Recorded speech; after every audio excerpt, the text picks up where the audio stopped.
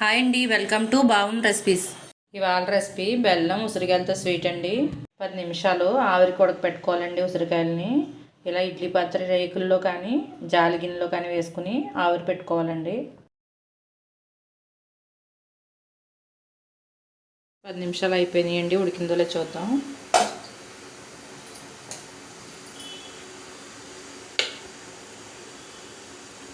ఉడికినాయండి. Stove off చేసుకుందాం. చల్లారిన తర్వాత ఇలా అంటే వస్తుందండి. చూసారా ఎలా వచ్చేస్తుంది.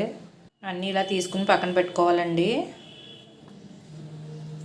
ఇలా అన్నీ ముక్కలు చేసుకున్న తర్వాత దీంట్లోకి 1/2 కేజీ బెల్లం పడుతుందండి. బెల్లాన్ని వేసుకుని పాకం దగ్గరికి వచ్చే వరకు ఉడికించుకోవాలండి.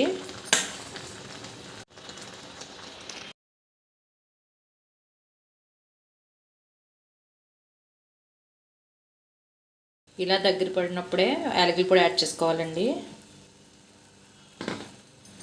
ఇప్పుడు ఒకసారి కలుపుకొని స్టవ్ ఆఫ్ చేసుకోవాలి. ఇలా రావాలండి.